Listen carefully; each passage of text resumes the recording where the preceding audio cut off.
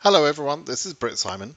I want to talk to you tonight about the data that was just obtained in the last few days by Xarthisius and placed on his website. You'll see the website link is up here, dbcharts.xarthisius.xyz. This is the February data. He obtained this data on February the 1st. So there are two slices of data now, one which was obtained at the beginning of January. That data is now in the bag, as it were, that's static. And each month he'll take the data at the end of the month or the beginning of the following month, so that we can compare month to month, and we'll be able to track how the progress actually moves over a period of time. Okay, so we've already done quite a bit of analysis on the January data, and now we can see the progression from January to February. So by moving this slider bar, we can move from one data set to the other. And if you focus for a moment on this section of the page here, you'll see that as of the end of December, beginning of January, the first 3 months had resulted in 4,680 visas issued, which, as I've explained in previous videos, is very low. And we need to see an acceleration from that point. You can see the breakdown of visas issued, refused, administrative processing, and ready. You can see at that point there were quite a few cases in ready status. Ready meaning the cases had been scheduled but not yet held. The interview had not yet been held, or the case had been interviewed, but the embassy simply hadn't updated the CEAC data to be, to the next status. So that was interesting as of January, and then for February, we can see that 4,680 number there has grown to 7,406. So globally, there's been an increase of almost 3,000 visas in 1 month. That kind of illustrates what I mean in terms of the first 3 months were very slow. In 3 months, we only had 4,600 visas issued. And then the next month, 2,800 visas were issued in 1 month. But I just have to point out, 2,800 visas is still quite low. We'll see as many as 5,000 or 6,000 visas being issued in 1 month towards the end of the processing year. We have done in previous years, and this year will be no different. So just in terms of progress of where we stand at the moment, we're still low, we're still behind where we should be. That's largely because the number of interviews that we need are not being scheduled as they should be scheduled. So I wanted to talk about that. And just call out a few points here, that we'll see on the data. Now, you can come and look at this website yourself. You can look at the data yourself. You can download the raw data files here in CSV format, which can be imported into Excel or similar tools, and you can perform your own analysis. So I don't particularly want to delve into the individual data. I think it's presented in a very useful format here on this website, and I think Xarthisius has done an amazing job of giving us a visualization of this data. So you should be able to understand this data yourself. And I've covered it already. I've explained it in a number of videos, so it shouldn't be difficult for anyone at this point. But anyway, I will point out a few things that I've noticed about the data. So let's go back and start looking at the regions. In this section, you can filter which region appears in this visualization area. And as you probably should know by now, a blue color here, this holes are case numbers without actual cases against them. It represents a case that was selected as a winner, but before the winners were even announced, that case was disqualified for various reasons. So there are a lot of holes in between the cases. So people have asked me recently, for example, in EU, my case number is, let's say, 38,000 or 40,000. Looking at previous, people will say things like, looking at previous years, that number is too high. And what people have to understand is that the numbers this year are, in general, going to be higher. That 38,000 from this year is not the same as 38,000 from last year, whether you're in Africa or you're in EU. The numbers are not exactly corresponding because there's a big difference between last year and this year in terms of the number of holes. And we can show that. You can have a look at the 2019 data here. And you can see there's a lot less blue for Africa region. If we go to EU region, again, a lot less blue. And although the number finishes at an earlier point, there are more cases in every 100 or every 1,000 cases. There's more density of real cases and less holes in this data set than there are in the 2020 data set. Right, so that's an important point that people need to grasp. There's EU compared to the 2019 EU, and again, if we look at 2018, you can do this yourself, but if we look at EU in 2018, again, you can see the amount of initial starting holes was very low. Then you can see a couple of gradients here, and you can see the holes rate didn't increase until later. So if somebody looked at 2018 and said, case number 40,000 was here and didn't get a chance, in fact, there weren't any cases above 26 something in that year that were made current. If they looked at that and compared that to 2020 data, they would be giving themselves a false impression, and the numbers are simply not the same. So you can't compare, one year cannot be compared to another year in terms of the numbers.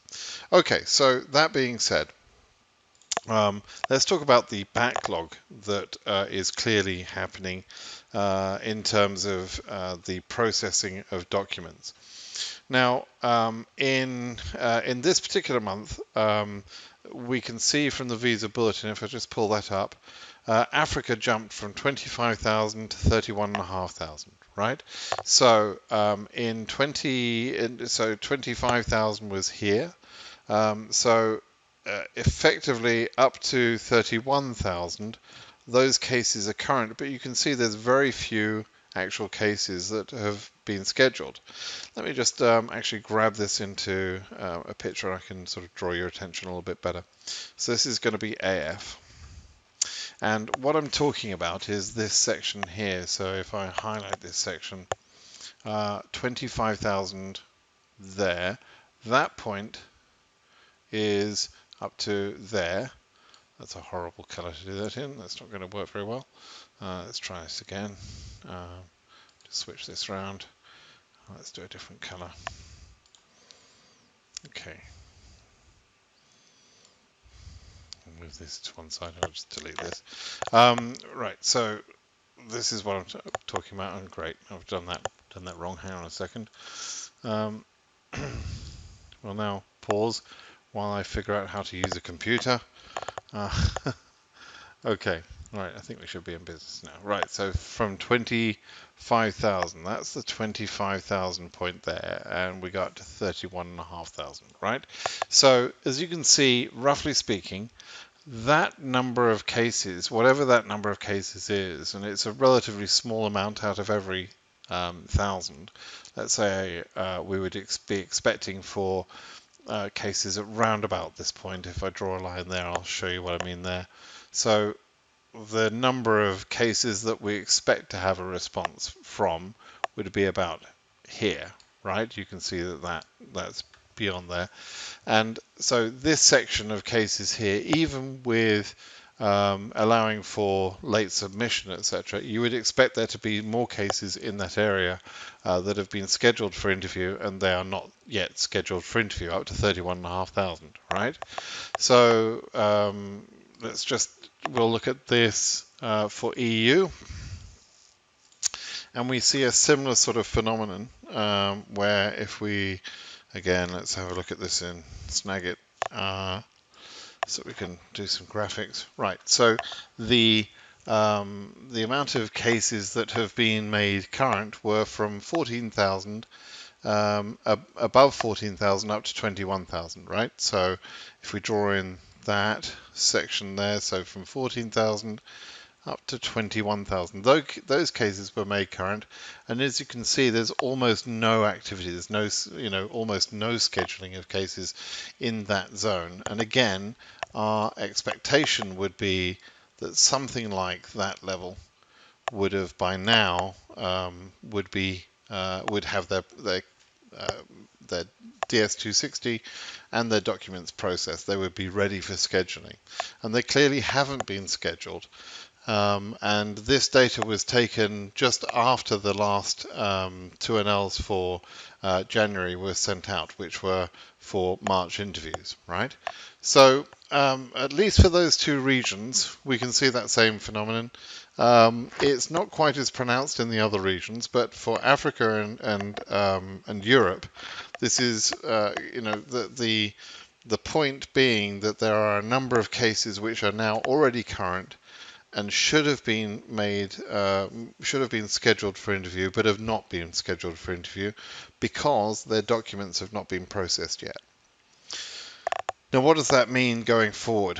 Well, it could mean a couple of things, right?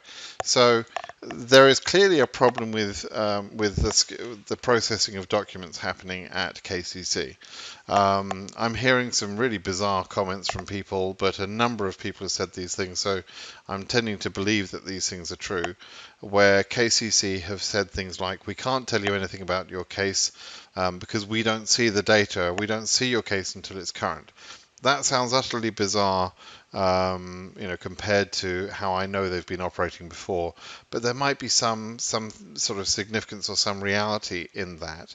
And there's two departments that do the processing. There's the existing old department of KCC with a certain number of staff that process the cases and schedule the cases and everything else.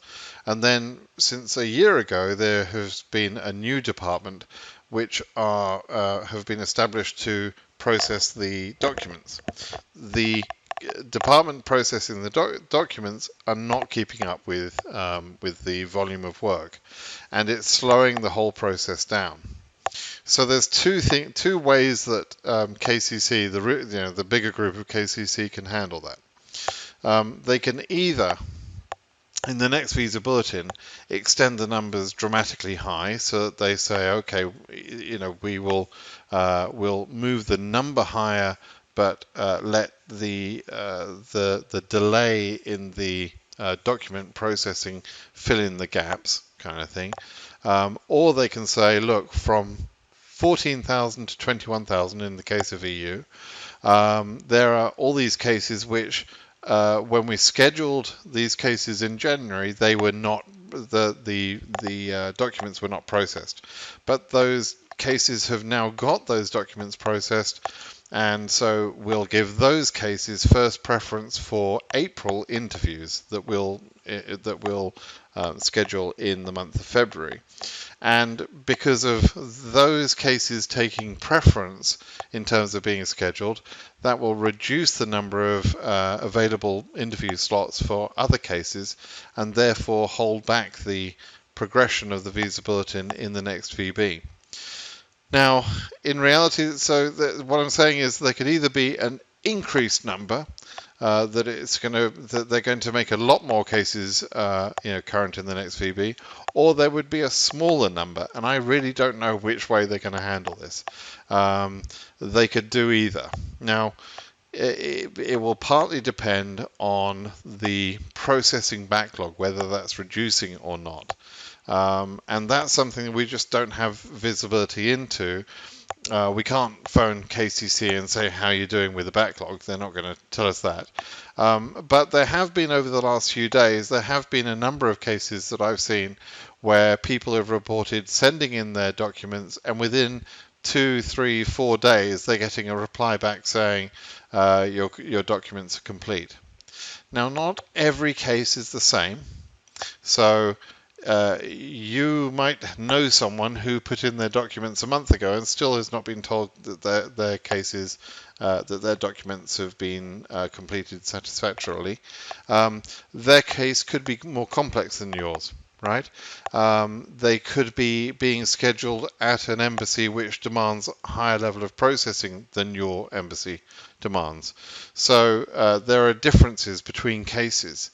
And we can't generalize about this. We can't say that no cases have been processed, or that all cases now are going to be processed very speedily, because we've heard of a few that have been processed speedily.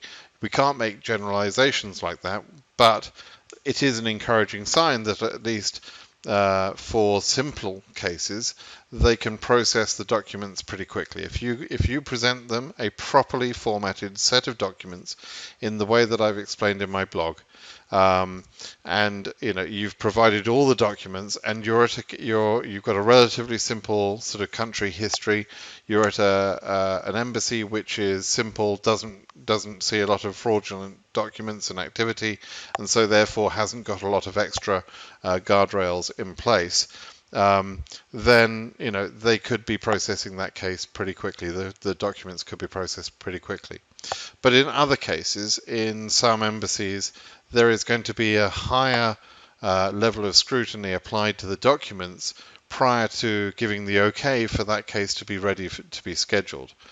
And one embassy that I know for a fact that is like that is Moscow embassy, because Moscow, up until the documents being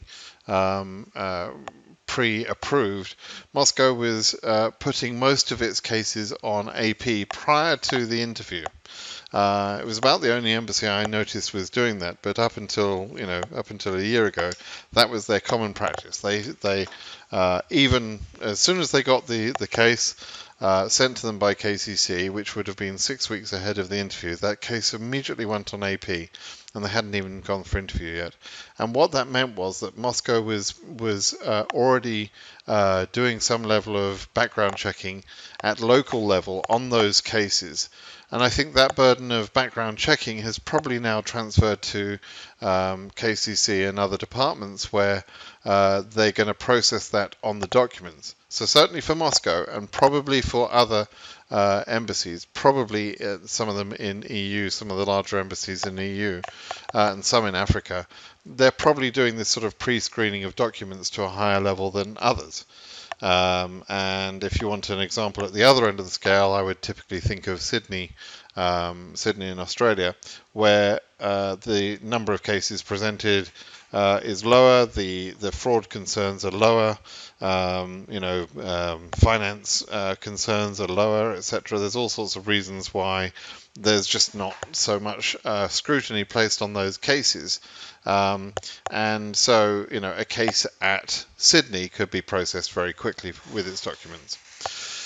So there is that fundamental difference. So it does mean that over the next few days, when we see the visa bulletin released, the next visa bulletin, I wouldn't be surprised if the increases in the regions are low, and I wouldn't be surprised if they're high. I really wouldn't want to guess in between those two options. It could go either way.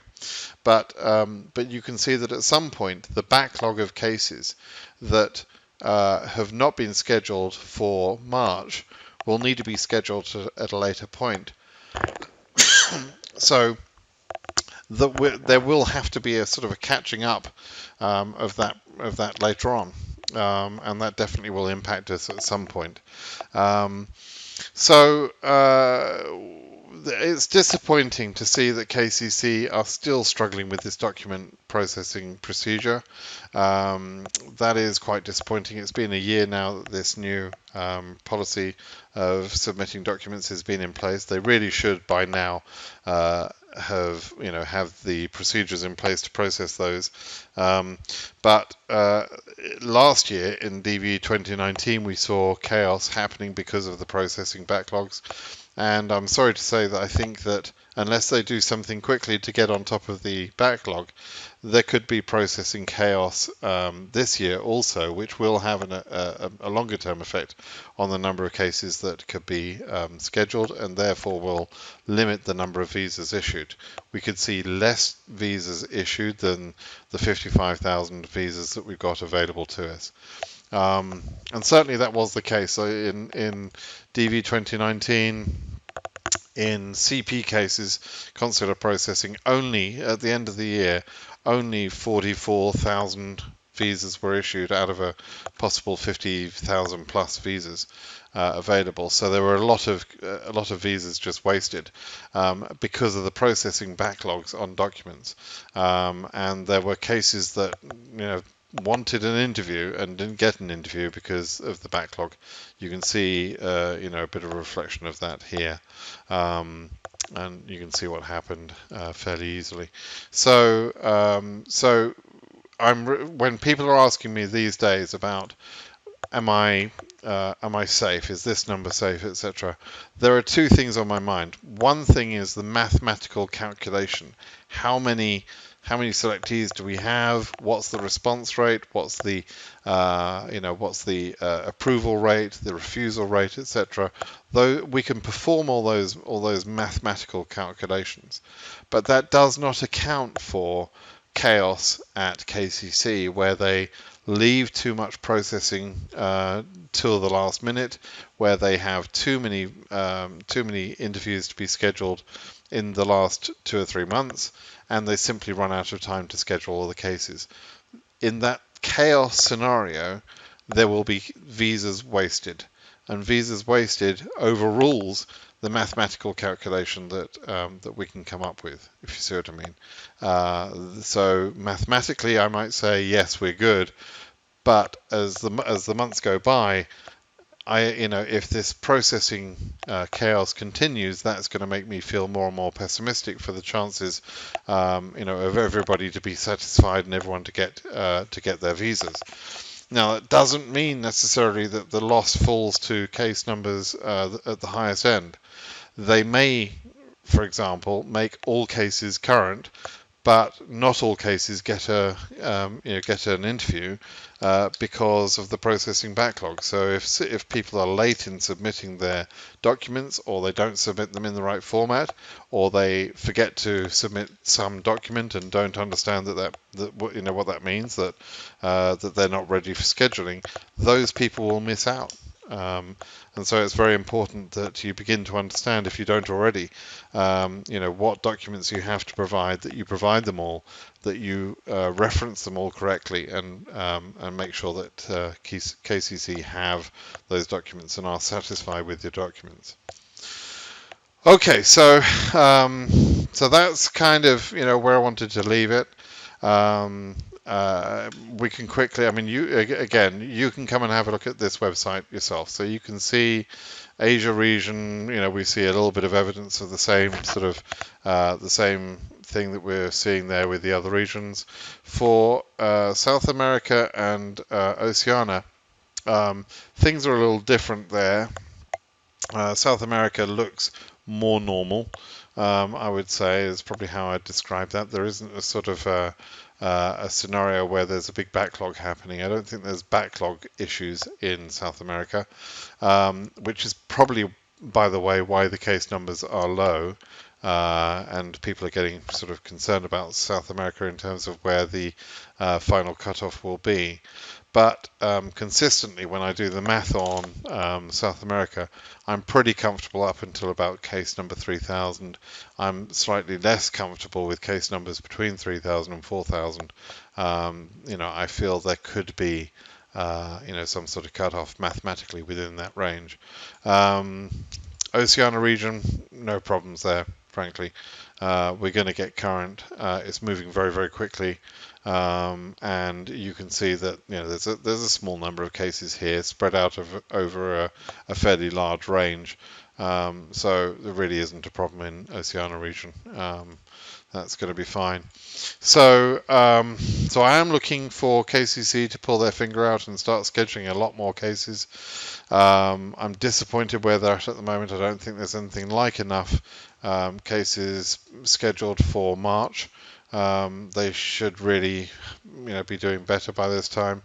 And I'm hopeful that in April and May we will see more cases, actual cases being scheduled, not just being made current, and that this backlog that we're seeing right now will be reduced. But as I've said, if they don't deal with that backlog, then we are going to see high levels of chaos, and the chaos is not a good thing.